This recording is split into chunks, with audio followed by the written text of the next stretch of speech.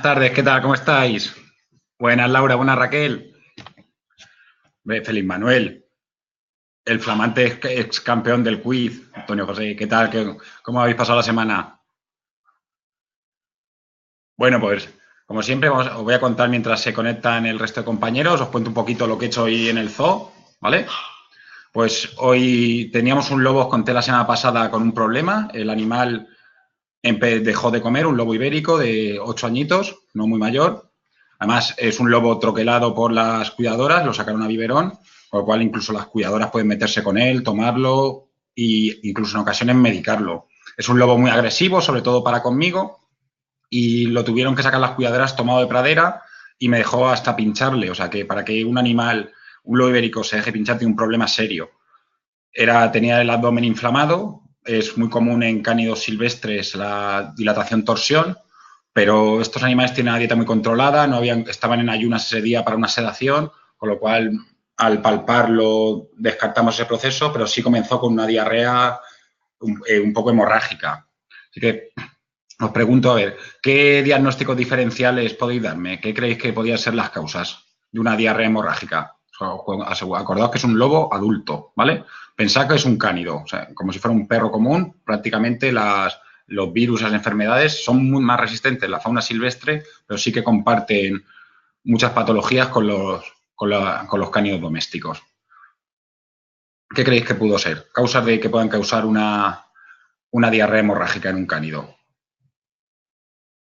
Pues sí, efectivamente, un cuerpo extraño, una intoxicación, la parvovirosis es más común, ya lo sabéis, en cachorros. Es muy rara que se dé en cánidos de más de 2 años.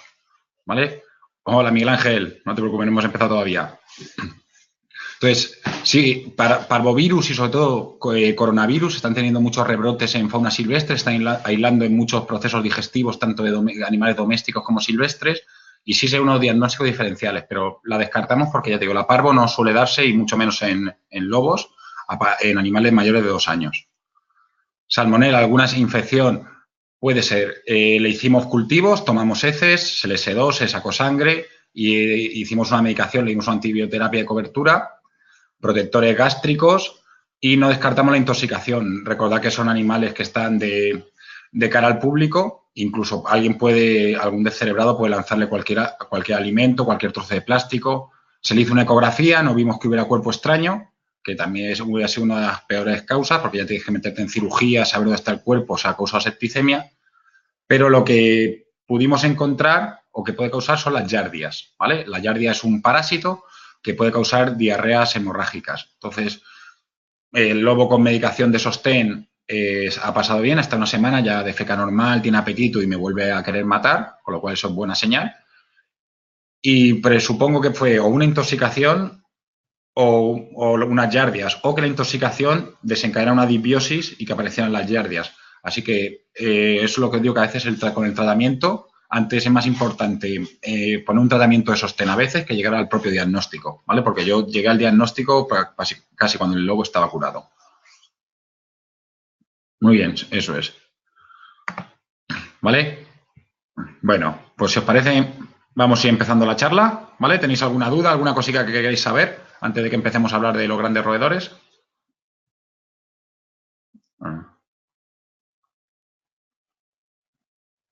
Bueno, pues como siempre, empezamos con un caso que no tiene nada que ver. Este es un caso que tengo yo ahora mismo y quiero que me digáis, mira, Piolín, es Piolina, perdón, es la hembra, es su señora.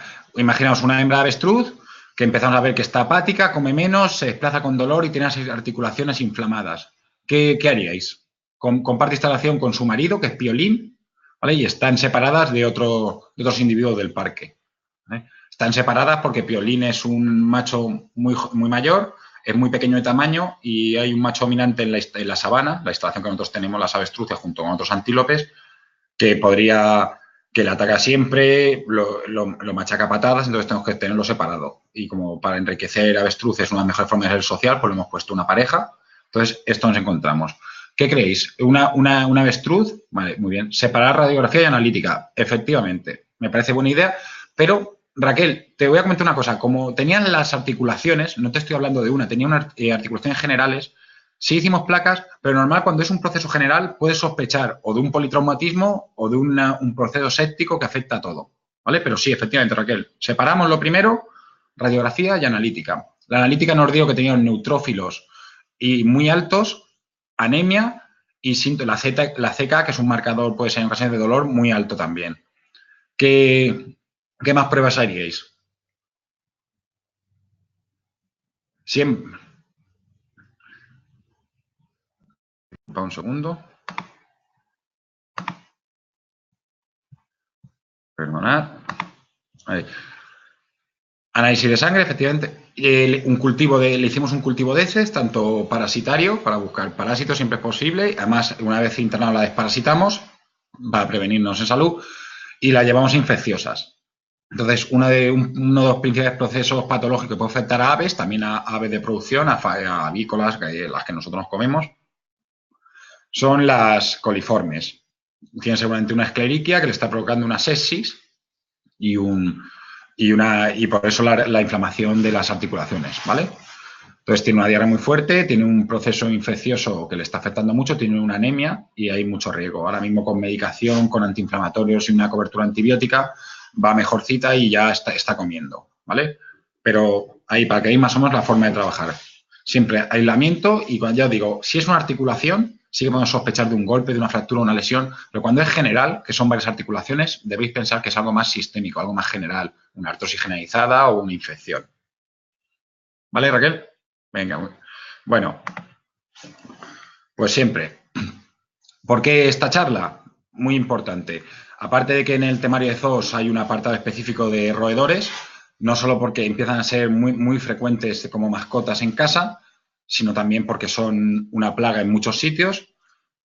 Los roedores suponen el 40% del total, del volumen total de mamíferos de la Tierra. O sea, imaginaos la de ratones que hay por rinoceronte o por persona.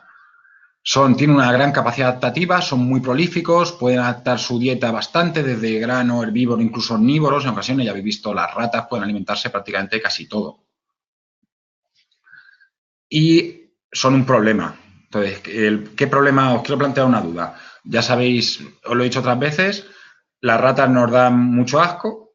En algunas culturas se comen, porque fijaos, el índice de rendimiento en la canal de un roedor puede rondar el 60%, quiero decir, en vacas y tal, creo que es el 30, el 40. Entonces tiene un índice de conversión cárnica muy bueno.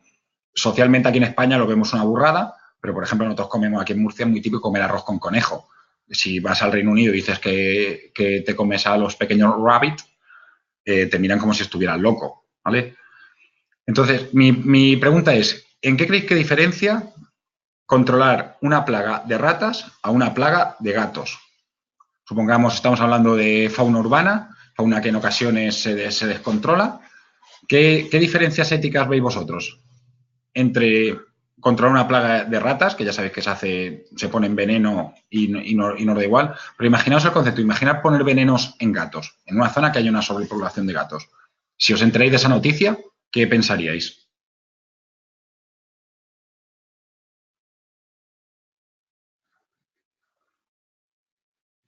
Claro, lo dice Miguel Ángel, el gato nos parece más mono. Ese es el problema.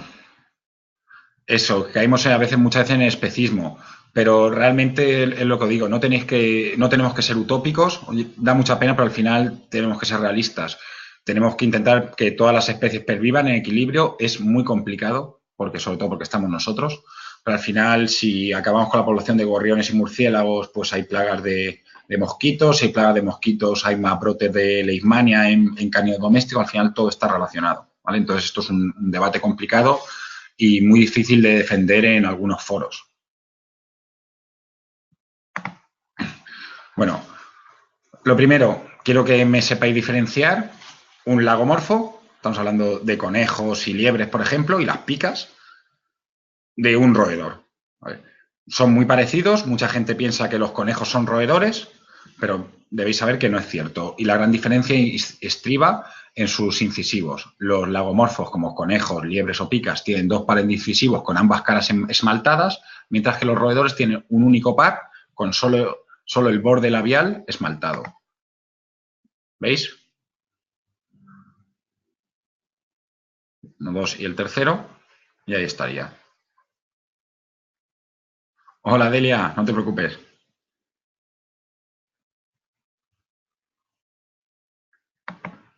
¿Vale? Y ahora quiero que me digáis esto qué es y a qué pertenece.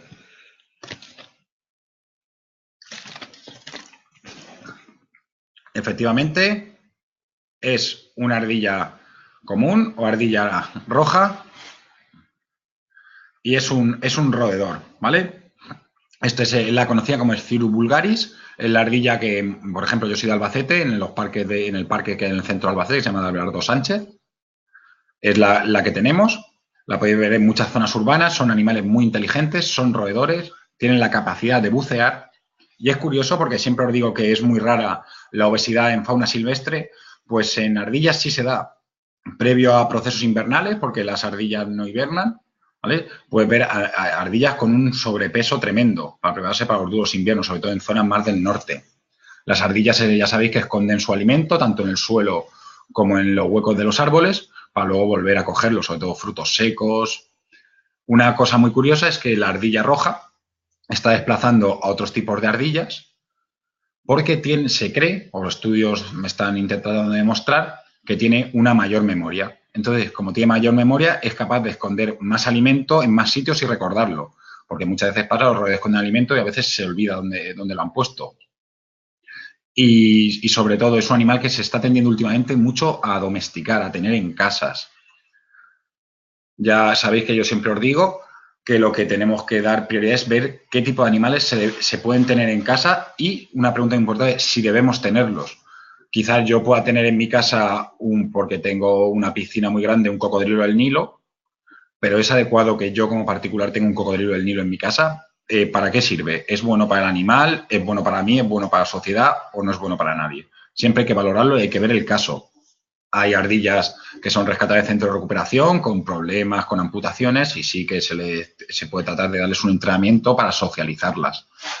Tened en cuenta, ya os contaré un poquito ahora más adelante, las ardillas, dice José María que tenía una, las ardillas son muy inteligentes. La verdad es que la gente que tiene ardillas habla maravilla de ellas, son muy nerviosas, eso sí, tienes que darle mucho juego, pero y sobre todo en cautividad, ya os digo, el riesgo de obesidad, si ya en estado salvaje pueden tenerlo, en cautividad también. ¿Vale? Me pregunta Miguel Ángel, me dice Miguel Ángel que hay muchos.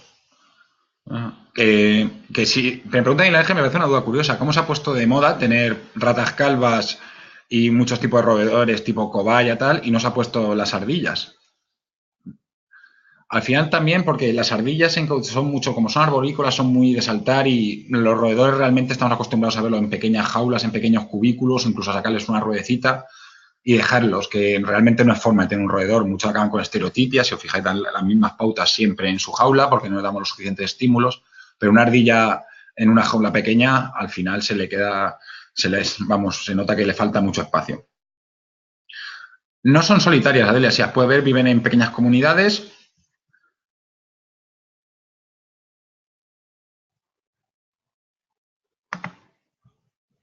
¿Vale?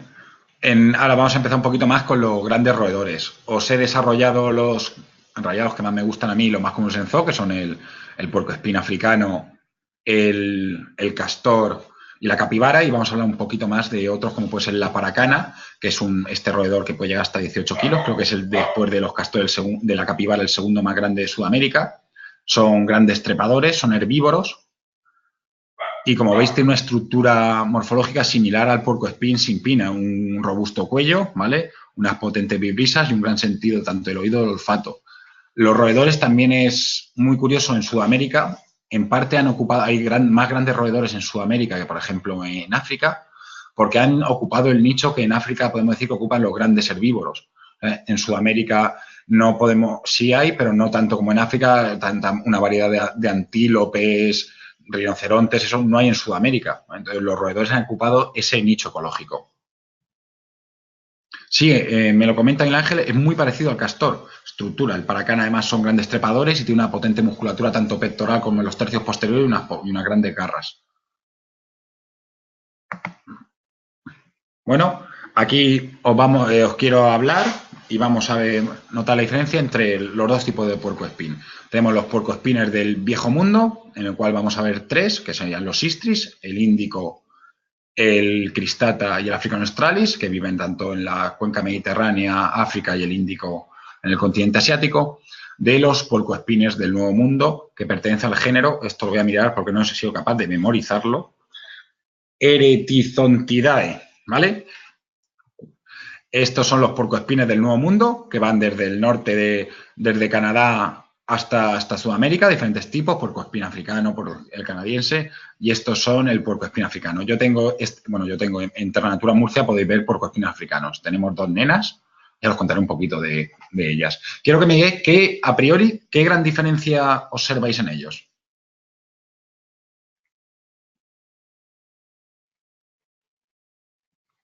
Dice Antonio José que uno trepa, efectivamente.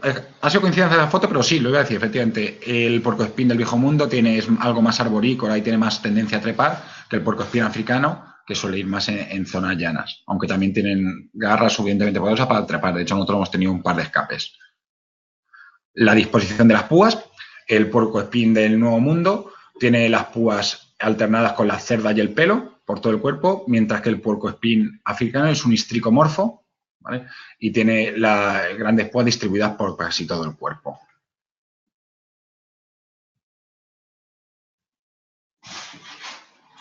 Los puercoespines suelen ser nocturnos, algo más diurnos los del Nuevo Mundo, aunque depende de la especie, porque ya ve. Pero sí, no tienen una gran visión, pero sí tienen un gran oído y un gran olfato. No pueden, me lo pregunta vuestra compañera Laura, no pueden lanzar las púas, ¿vale?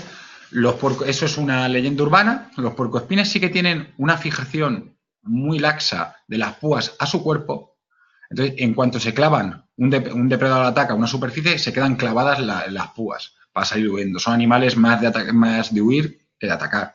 Sin embargo, es diferente a la disposición que tienen los erizos. La estructura del erizo, cuando se clava la púa, lo tiene de tal manera que se dobla y jamás penetra en el cuerpo. Hay gente que los confunde, pero son diferentes especies, ¿vale? Os voy a hablar un poquito de mi favorito, ¿vale? Del puercoespín africano. Como os he comentado antes, el puercoespín africano habita en la zona del subsáhara, ¿vale? Una zona incluso del norte del Sáhara. Es muy difícil que en la zona sahariana es muy complicado verlo, aunque se han visto casos, porque son animales muy sensibles a las bajas temperaturas y como sabréis, en el desierto hace mucho calor por el día y mucho frío por la noche. Son temperaturas extremas, como en Albacete, mi tierra. Entonces, aquí tenemos tres géneros, el Africa australis, el cristata y el índica. La alimentación son herbívoros, aunque ocasionalmente pueden comer insectos, pequeños mamíferos, incluso se ha visto comer carroña. Yo ya os he dicho que los roedores tienen una gran capacidad adaptativa, pero sobre todo su dieta se basa en corteza, tubérculos, rizomas, bulbos. Recordad que son animales nocturnos y son grandes excavadores. Por ejemplo, el otro día fui al Zoo de Barcelona y el puercoespín no estaba porque se había hecho una gran madriguera y estaba abajo. En los zoos pues son animales que realmente en cautividad pueden dar para el público poco juego, porque como bien sabréis, la mayoría de visitas que se producen en un zoológico son por la mañana, con lo cual lo normal es que tú veas a los puercoespines durmiendo. Los roedores y otra gran cantidad de especies, sobre todo ejemplares que han sido obtenidos del estado silvestre, es decir, ya no os digo incluso gente que los caza, hasta animales que son irrecuperables, puede que cambien sus hábitos de diurnos a nocturnos al encontrarse en cautividad para evitar la socialización y el contacto con el ser humano. ¿Qué problema hay? Al cambiar sus hábitos, cambiamos sus ritmos circadianos, sus dietas, todo, y eso puede provocar picos de cortisol, estrés y alteraciones metabólicas o alteraciones, ya digo, psicológicas o emocionales. Eso pasa mucho en animales que se obtienen de estado salvaje y se ponen en cautividad.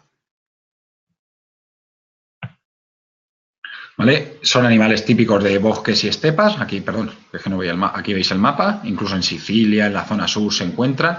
Las tribus africanas los cazan y se alimentan de ellos y usan incluso las púas para las cerbatanas. No se me olvidó traerme pero ahora os voy a enseñar un poquito y a explicar lo que son las púas del puercoespín africano. Tiene una camada de unas 4 crías. Me comenta Delia, su compañera, que tenían un puercoespín en Faunia que pedía mucho contacto humano. Son animales que si los improntas bien, en Terra una compañera tuvo uno. Son animales muy cariñosos, muy nobles y lo único que tienes que tener cuidado es con el manejo, con las púas. Pero hay que ver si la impronta de animales es necesaria. Solo vamos a improntar o a trabajar animales de pequeños, a troquelarlos, si les va a producir un manejo en su etapa adulta, una mejora en su calidad de vida en su etapa adulta. Entrenarlos para manejo veterinario, permitir que un animal se deje pinchar o extraer sangre, eso le va a dar una calidad de vida porque nos va a permitir tener un control sobre su salud que no tendríamos de otra manera, ya que si no son animales muy nerviosos, los roedores pueden tener unas frecuencias cardíacas muy altas y los riesgos anestésicos siempre están ahí. En cautividad, ya sabéis, pueden vivir 28, incluso 30 años, y en estado salvaje, pues raro es que pasen los 10, 15 años o incluso menos. Se consideran estables, pero con un matiz. O sea, el cristata del Africanus australis, uno de los dos está en peligro de extinción. El cristata que vive más en la zona sur, son muy parecidos, ahora lo desarrollamos un poquito más, pero debido a la caza furtiva y a los depredadores, está desapareciendo esa subespecie. Las púas del puercoespín. Pues de las púas del puercoespín africano, contaros que a grandes rasgos tienen dos tipos de púas. ¿Vale? Os veis estas que son las que cubren el dorso y estas conocidas vulgarmente en ocasiones como dagas o punzones, son las que tienen en la cola insertadas en estas vainas. Son de queratina, es decir, es pelo modificado, son muy resistentes y no son venenosas ni pueden lanzarlas, pero sí tienen tendencia a causar infección cuando se clavan. Cuando se te clava una púa de puercoespín, yo he tenido cuidadores que se infecta el dedo, han tenido que tomar antibiótico una semana y el dolor es considerable. Como historia, decir, nosotros tenemos una rinoceronte en Terra Natura y no le gusta, los rinocerontes en teoría son animales solitarios, suelen juntarse en época de celo, pero para no tenerla sola hemos intentado buscarle compañero. No le gustan nada las aves, probamos con 2 grullas porque ya no se ha visto que en zonas de humedad o incluso los rinocerontes suelen tener cierta simbiosis con algunos pájaros que los desparasitan, pero una de las grullas apareció en la pared como si fuera una calcomanía y la otra la lanzó de una cornada a la pradera de enfrente, con lo cual declinamos la opción de ponerle aves de compañía. Y si probamos con puercoespines, porque los puercoespines en muchos otros zoos los tienen en instalaciones mixtas, tanto con tortugas, incluso con jirafas. A los puercoespines no os pasó nada, pero cada mañana había que quitarle al rinoceronte 2 o 3 púas del hocico. Con lo cual también decidimos declinarlos como compañeros. ¿Vale? Os voy a poner ahora un vídeo.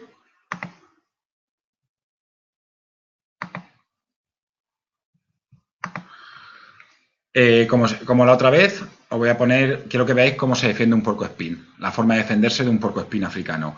Los erizos, los armadillos tienden a hacerse una bola y esperar que su depredador se canse de atacarlos o se haga el suficiente daño como para que no le compense el beneficio del alimento con el dolor que sufre. Pero mirad, y quiero que me digáis quién pensáis que gana, este joven leopardo o el puercoespín. Tengo solo una rinoceronte, José María, en mi zoo. Los rinocerontes son programas EEP, están en un programa muy estricto de conservación y tú no puedes tener los rinocerontes que quieras ni cruzarlos. Estás sujeto a un programa mundial de cría. Entonces, por ejemplo, si yo quisiera reproducir a mi rino, quizás tendría que mandarla a un zoo de Alemania porque hay un macho muy compatible genéticamente con ella, o tendría que venir un macho de otro zoo de fuera 2 años, o habría que inseminar, pero al estar solo mucho tiempo los rinocerontes en cautividad, no ciclan bien o pierden el celo y hay que tenerlo bajo tratamiento o influjo hormonal durante un tiempo hasta que vuelves a ciclarlas. ¿Vale? Bueno, pues voy a poner el vídeo. Adel dice que el puercoespín, Laura también y Miguel Ángel también. Bueno, mirar, el puercoespín se pone de culo, abre sus púas y con las púas traseras o dagas hace un ruido muy similar para ahuyentar a los depredadores. Es un ruido parecido al de la serpiente de cascabel. Muchas veces cuando se esconden en matas o en madrigueras y denotan la presencia de un depredador, realizan este ruido para que el depredador se piense que es una serpiente de cascabel y no entre en la madriguera. ¿Vale? ¿Veis? pone el culo, el leopardo intenta tirarlo, intenta dañar las extremidades traseras, las zonas que no está cubierta. Como veis, las garras del leopardo son prácticamente no destruís, le ha hecho una herida muy fuerte. Y esta vez, otra vez os he puesto... ¿Vale? Algunas veces os pongo que gana el débil, pero al final la naturaleza es cruda y en estado salvaje muchas veces un puercoespín, por muchas púas que tenga, no es rival para un leopardo. Imaginaos muchas veces la gente que graba documentales, lo duro que es cuando ves a una cría de ñu o a una cría de pequeño antílope que la devora un depredador.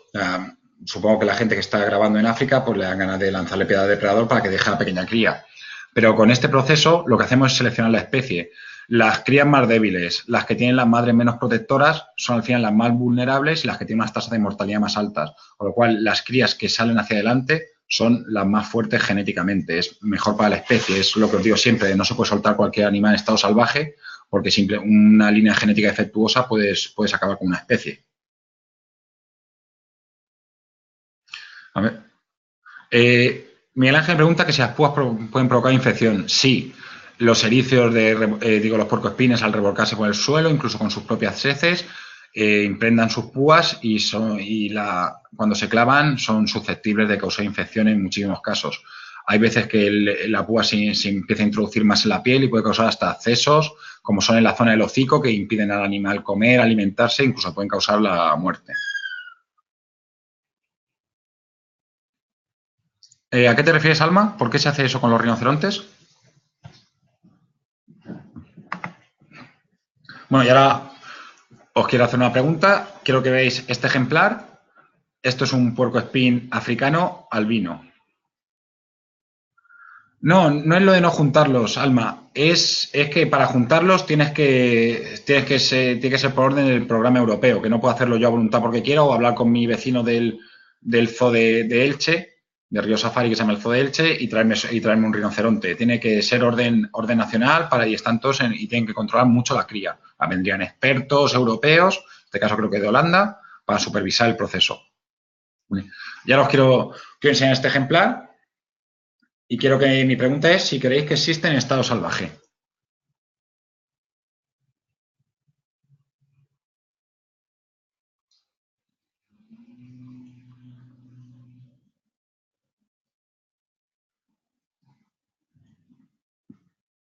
¿Vale? Me dice vuestra compañera Alma que por qué no juntar rinocerontes si cuanto más haya mejor. No del todo, Alma, porque muchas veces lo que se hace en los zoos es criar animales porque llaman la atención del público, porque al final no nos engañemos, y un zoo se nutre de la visita del público, o sea, los animales dan de comer al parque zoológico. Entonces, tener muchos animales al final puede llamar a mucho público. Quizás no sea el público que quieras o no es un público educado en bienestar animal. Pero hay que tener la tendencia de aquí a los próximos 10 años es que los zoológicos tengamos solo animales que sirvan para conservación. No va a tener muchos rinocerontes en una instalación pequeña, si no te va a servir ese rinoceronte para conservar, para soltarlo en estado salvaje en un futuro o que su descendencia lo haga. Entonces, al final siempre lo digo, es muy chulo, yo tengo leones y podría criar, es muy chulo tener cachorritos, vendría mucha gente sin duda a ver los cachorritos, pero si esos leoncitos no valen para conservación, sinceramente, si algún día me quedo sin leones, puedo llamar a cualquier otro zoo, porque leones en cautividad hay muchos, incluso en manos de particulares, y que me los manden. Entonces, no hay que tener muchos animales si podemos tenerlos bien cuidados. Es el síndrome que pasa en muchas protectoras. Supongo que los que habéis hecho prácticas en protectoras os habéis dado cuenta que hay mucha gente que tiene muy buena intención, pero al final tiene demasiados animales y no les puede dar una calidad de vida. Es casi el caso, el extremo de que estaban mejor en la calle que encerrados. Por ejemplo, un problema que ha surgido aquí en Murcia, yo lo voy a plantear para que me deis vuestra opinión. En Murcia, a partir de febrero o de enero, no lo sé, el Centro Municipal de Zoonosis, es una perrera, va a tener sacrificio cero. Que esto está bien porque no se eutanasia animales, pero culturalmente y al nivel social que estamos en España sobre el mantenimiento y tenencia de animales en cautividad, tanto domésticos como de cualquier otro, como silvestres, puede ser un problema, porque el abandono de perros, no hay suficientes policías ni guardias civiles para perseguir o leer o pasar el lector a todos los perros que hay. Todos los que vivís en zonas de campo sabéis que conocéis el típico perro que está atado a la rueda de un tractor toda la vida. Entonces va a llegar un momento que habrá muchos perros callejeros que no van a tener salida. Entonces, la perrera cuando se llene va a tener perros que si tú un perro de raza peligrosa de 4 años, un perro que no ha sido adiestrado correctamente, que no ha sido entrenado, con refuerzo positivo, un perro que ha sido premiado con castigo o con refuerzo negativo, es un perro que probablemente no se pueda reinsertar, no pueda tenerlo en una familia.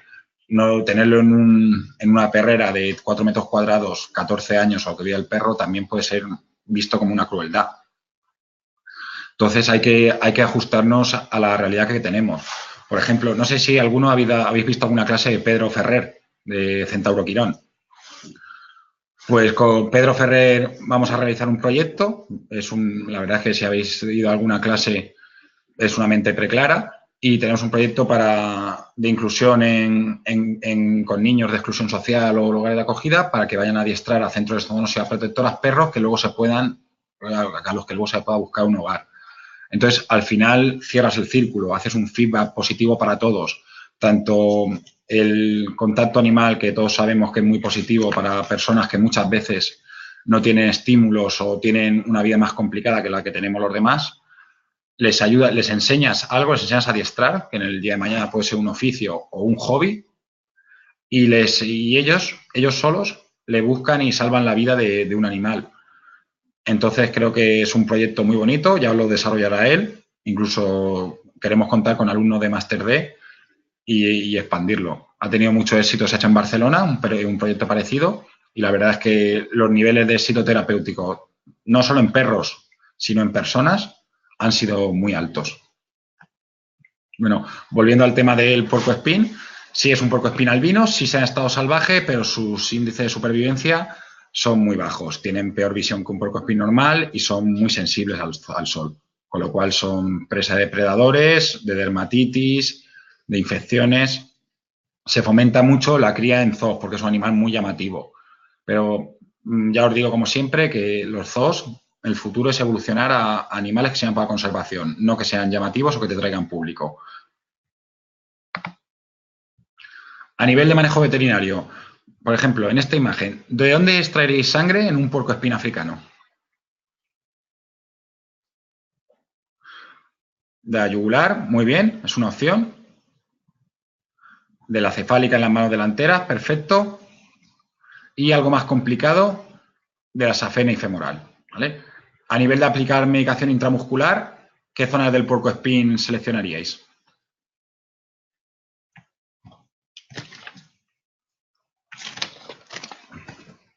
Muy bien, José. Las tablas del cuello, muy bien. Y la musculatura glútea, con cuidado, o aquí, o los bíceps. De normal, si ya os digo, si son animales que no están troquelados o improntados de pequeño, el manejo es con sedación. Con lo cual, ¿dónde tiraríais un dardo para sedar un puercoespín africano? Sí, con las púas la medicación con dardo, Adelia, es muy complicada. A veces se pierde la medicación, no llega a clavarse del todo, no entra toda la dosis, se malsedan. Son animales que se estresan mucho. La fauna silvestre en general, si no tiene una sedación correcta, no es como un perro que se seda un poquito y quizás puede manejarlo y volver a pinchar. El animal silvestre o el animal salvaje en cautividad se defiende hasta las últimas consecuencias. Que esto pues se hace daño, se hace heridas, riesgo de infarto, neumonías por aspiración. Entonces, al final, el manejo con dardo es complicado. Aquí, la zona de aplicación de medicación con dardo sería esta.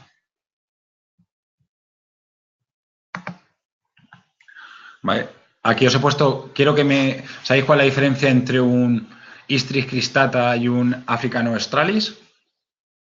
Parecen lo mismo, este es el cristata y este, si no me engaña internet, es el Africano australis.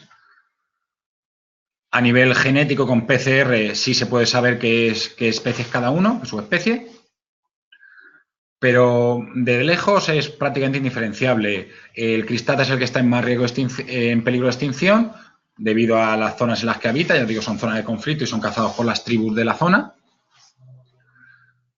Tiene menor tamaño, pero claro, si tú no sabes la edad que tiene el roedor, no puedes valorar el tamaño. Si no, de lejos, si no sabes si es una hembra o un macho, es muy complicado. La única manera de diferenciarlos es por una cresta que tienen las púas en las dagas, en la cual el African australis la tiene totalmente blanca, mientras que el cristata tiene un ligero punteado negro. Luego también a nivel de los huesos frontonasales son proporcionalmente más largos los del African australis que los del cristata. Como patología, pues destacar en este tipo de roedor, pues el sobrecrecimiento dental. ¿Qué produce esto? Pues una mala oclusión, que el animal deje de alimentarse, anorexia, gingivitis, pérdida de precias dentales, úlceras bucales, incluso si llega un extremo muy grande, accesos, sinusitis y la muerte. ¿Qué tratamiento pondríais y qué prevención aplicaríais? Supongamos que tenéis unos puercoespines en un zoológico que tienen ambos, siendo jóvenes, un sobrecrecimiento dental muy marcado, tanto de molares, que es lo que produce oclusión en la zona de lengua y úlceras en la zona lingual, como de los incisivos. Muy bien, Laura. Efectivamente, limarlos, pero lo normal suele ser con anestesia, y alimentación para que los desgasten. En verano nosotros, por ejemplo, damos la fruta totalmente congelada, ponerle ramas o trozos de madera y untar miel o incluso un poquito de azúcar. Hay que tener cuidado con la diabetes y con las cataratas, ¿vale? Para que vayan royendo el tronco. Todo eso es muy importante, la prevención en cautividad y sobre todo la dieta. Al final un animal que tiene este sobrecrecimiento es que no estamos dando una dieta y un enriquecimiento adecuado. Puede tener un hiperparatiroidismo alimentario, es decir, un déficit en la proporción de calcio-fósforo. ¿Eso que conlleva? Pues al final debilidad, fracturas y mala alimentación. A ver.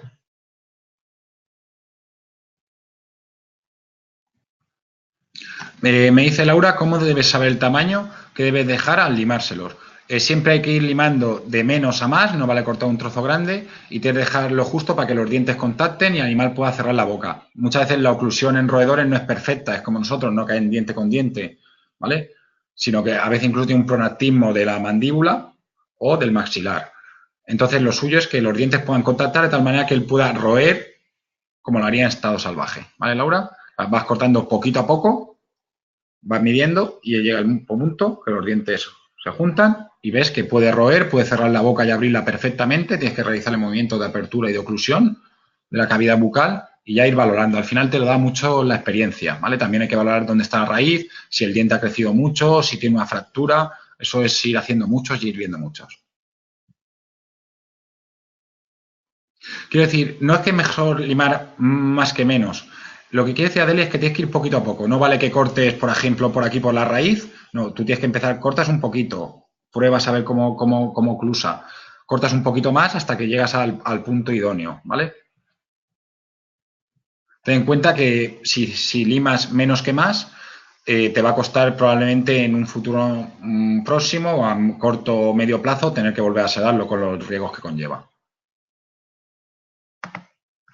¿Vale? Esto es el coipú, esto es un roedor sudamericano que a día de hoy se está empezando a considerar en España y ya lo es en Europa como una especie invasora. El coipú es un animal muy prolífico, que crece muy bien y se puede criar sin problema en cautividad y se empezó a importar a Francia, a los Países Bajos y allí ejemplares que se han escapado, pues a día de hoy no tienen un depredador claro y son un problema.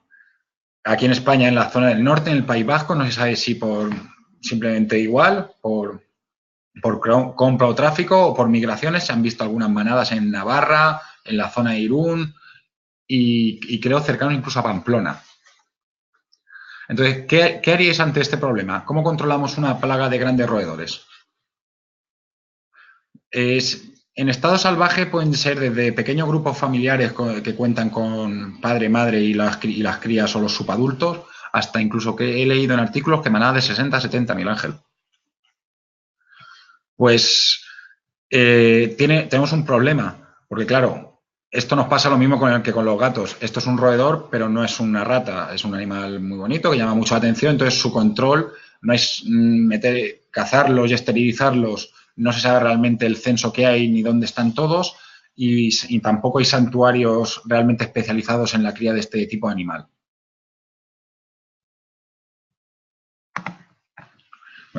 Bueno, os voy a hablar otro de los roedores más famosos, el castor, ¿vale? Castores hay de 3 tipos y habitan en la zona desde Alaska, Rusia, el norte de Canadá y los Estados Unidos. El castor, junto con el hombre, son las únicas especies que pueden alterar el medio ambiente mediante la realización de presas. Los castores, para que os hagáis una idea, se han llevado incluso a zonas, como puede ser Tierra de Fuego, para contener las inundaciones.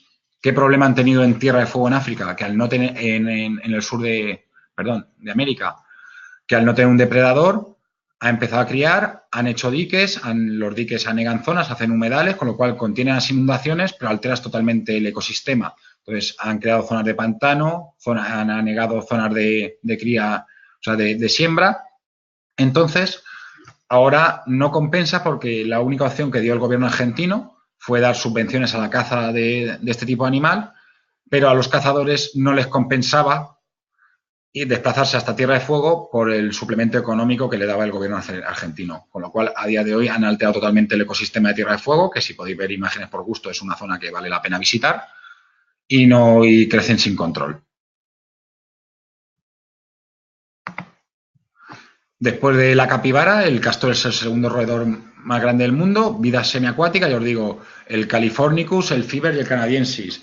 Muchos autores consideran que el canadiense y el Californicus son la misma especie, pero se ha encontrado que tienen diferencias genómicas. Entonces, otros investigadores, además muy recientes, siguen manteniendo que hay 3 especies.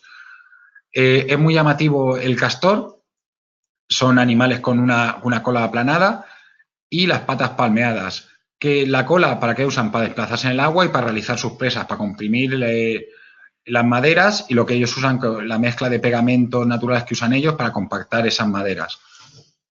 La cola del castor también es un índice de medir la calidad de vida del animal. Si se mantiene un índice de grosor adecuado, quiere decir que un animal se nutre bien, y esto se usa mucho en cautividad. Cuanto a su visión es pobre, tiene un gran sentido del oído, y cuando bucean pueden ver porque propulsan la membrana incitante del ojo, y eso les permite ver debajo del agua. No son animales muy rápidos, pueden desplazarse incluso en el agua y corriendo unos 10 kilómetros por hora, y tienen una alimentación muy peculiar. Se alimentan sobre todo de hojas, o sea, de maderas, de corcho, de corteza de árboles, de raíces, incluso llevan en sus madrigueras, las esconden bajo el agua para en época de invierno poder alimentarse de ellas. No se sabe bien el método de conservación que utilizan, es curioso y está bajo investigación. Ya os he contado un poquito cómo puede ver bajo el agua, porque como siempre voy justo de tiempo. En cuanto a la reproducción, ¿qué pensáis? ¿Los castores son monógamos o viven en parejas? Pues sí, los castores son monógamos, suelen vivir una pareja toda la vida con su pequeño grupo familiar. Los individuos, cuando se hacen adultos o pasan ya a la época de pubertad, abandonan la madriguera o suelen quedarse en zonas anexas. Es muy bonito porque tienen una relación muy íntima durante toda su vida, y solo cuando uno de los dos enviuda, el otro ejemplar busca pareja. Suelen tener de 2 a 4 crías, que tras una gestación de aproximadamente 3 meses y medio. Hasta 110 días es normal. 90 a 105 es la media, pero hasta 110 días, según los investigadores, es normal que se alargue la gestación. Os digo, se destetan entre 2 y 18 semanas. El destete depende mucho de la época de cría. Si la época es muy próxima a las épocas de hielo, de frío, el destete se suele alargar más, las crías dependen más de la madre. Si si las crías nacen en primavera, el destete suele ser mucho más corto, hay más alimento, y la madre les promueve que salgan más fuera a interactuar y a socializarse. El sexaje del castor es curioso porque los castores no presentan genitales externos, con lo cual es difícil sexarlos a vista. Presentan una cloaca donde se unen el conducto genitourinario y el digestivo. Sí, es muy fácil el diagnóstico ecográfico, simplemente una vez con ecografía podemos buscar los testículos o el útero, y son estructuras muy fácilmente localizables. Los testículos en individuos jóvenes o en prepúberes es más complicado, pero al final un ecografista ligeramente experimentado no tendría problema. Yo sí, porque soy un poco cenutrio. Pero también se suele usar la palpación rectal. Los castores, al igual que los perros, tienen báculo, tienen una osificación del pene. Entonces, con palpación rectal, en ocasiones pueden notar el báculo, ¿vale? O apretando la cloaca. Los machos suelen producir, esto no es una técnica muy fiable, se suele hacer más en los tramperos y los cazadores en estado salvaje que en zoo. El macho, al apretar la cloaca, suele producir un líquido amarillo o marrón, mientras que el de la hembra es más blanquecino y espeso. Así, eso, como dice, como pasta. ¿Vale? Esto lo que he dicho, la valoración de la condición corporal en los castores se hace a través de la cola. Hay que medir, se multiplica la longitud de la cola por su grosor y se divide por la longitud desde la nariz hasta el final hasta el principio de la cola. Eso nos da el índice de grasa. Es la técnica que se usa para valorar. La cola es igual de gruesa en toda su parte media. Entonces, eso es lo que nos indica si estamos dando una buena alimentación o estamos quedando cortos en calorías cuando alimentamos a estos animales en cautividad. Que ya os digo, adecuar su dieta salvaje a la cautividad es muy complicado. Conseguir corteza de abedul o la variedad de rizomas de la que se alimentan en estado salvaje es relativamente complicado en cautividad y nos puede dar lugar a déficit alimenticios. Para extracción de sangre, cogeremos la vena ventral de la cola, ¿vale? Esta es la parte dorsal, pero la vena ventral va por aquí, comprimiríamos en esta zona y suele ser un buen caño de sangre. La safena medial, en la cara interna del muslo, o las venas plantares, sobre todo más bien palmares, que están entre las membranas interdigitales. Bueno, y ahora que ya llevo un rato hablando, ya sabéis, llega el quiz. ¿Quién fue el campeón de la última charla? ¿Puede ser que repitiera Félix Manuel? Vale. Bueno, pues para quien no lo sepa, explico la normativa brevemente.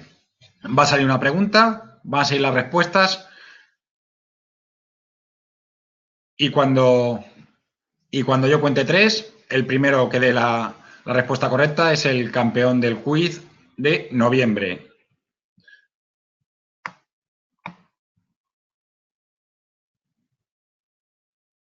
Vale, Antonio José ganó el primera. Antonio José, es verdad, cierto. Bueno, pues empezamos. La pregunta es, ¿cuánto mide el mayor dique construido por castores, de que haya constancia documental? ¿Vale? Pues estas son las respuestas. ¿Preparados? 1, 2 y 3. Vale, tenemos ganador. Es Laura. A ver, un segundo. No vale adelantarse, que sois muy zorros. Un segundo. Sí, pues creo que la ganadora es Laura, efectivamente. Segundo, Antonio José. Y tercero, María de los Ángeles. Muy bien, Laura, felicidades. ¿Vale? El mayor dique construido por castores creo que es en Tierra de Fuego y consta de 850 metros. Una burrada de altura. ¿Vale? Esto, como veis, esta es la dentadura de un castor normal. Esta dentina naranja, no es ninguna patología.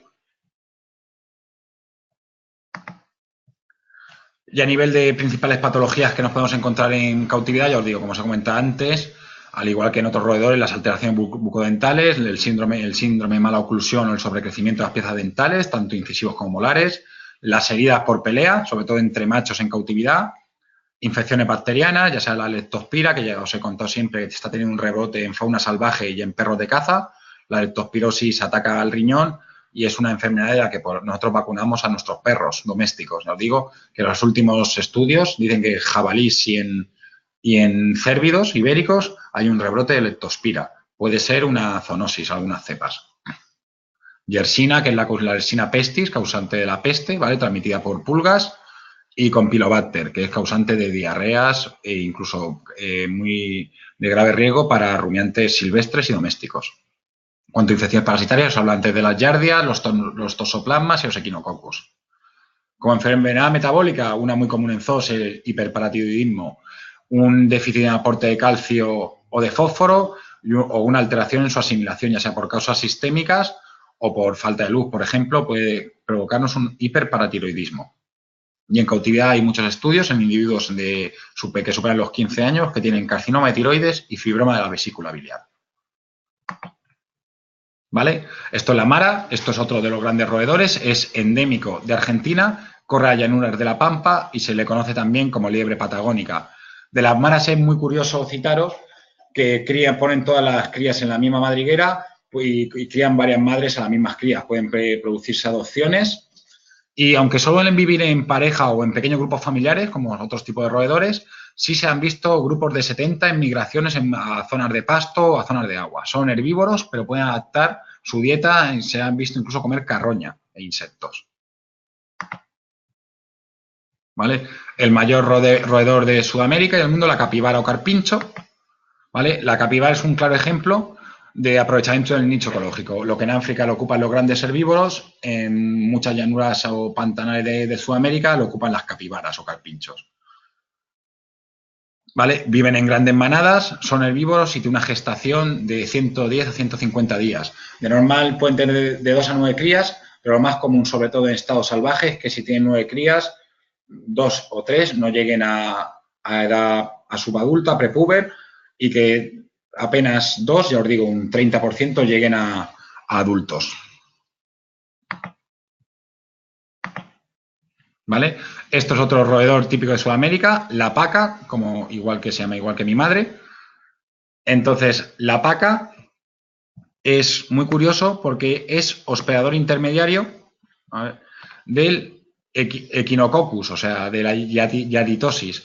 Esto es una enfermedad parasitaria que sufrimos los humanos y lo usan a estos roedores como hospedador paratémico o amplificador. Tiene un ciclo muy complicado por el que pasamos herbívoros y el hospedador definitivo son los cánidos silvestres. Nosotros nos podemos contaminar por ingestión de heces o restos de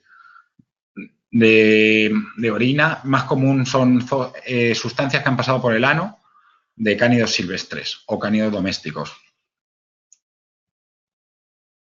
A ver, ¿qué virus te refieres, Antonio José?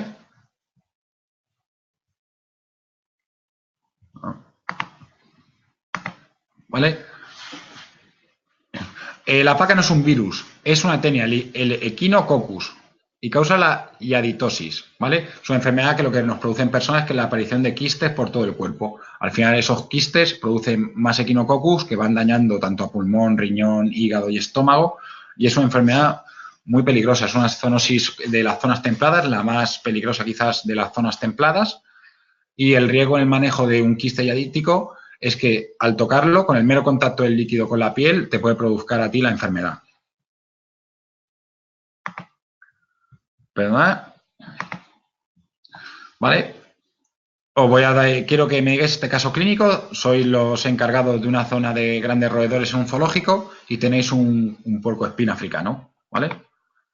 El puercoespín presenta síntomas de dolor y abdomen hinchado. ¿De qué sospecháis? Muy bien, Adelia. Primero siempre es aislarlo. Hay que tener cuidado con los roedores porque si están acostumbrados a vivir en grupos sociales, el aislamiento puede estresarlos mucho en cautividad. O sea, hay veces que es mejor que tengan un contacto visual que aislarlos totalmente.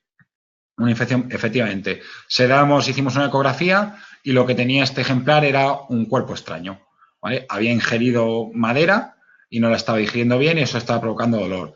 El tratamiento, pues antibioterapia de cobertura, le dimos vaselina líquida, hicimos un sondaje y le metimos vaselina líquida antiespumante y antimicrobiana por boca para facilitar el tránsito de eso y a los 2 días echó la bola de madera.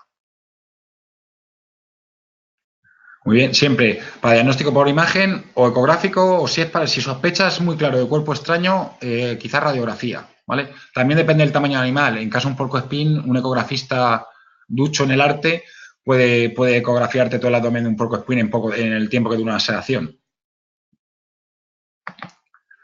¿Vale? Y ahora, como siempre, quiero que a los últimos minutos, porque el otro día vi una noticia y ya sabéis que me gusta mucho saber vuestra opinión de esto, y os quiero plantear un caso clínico.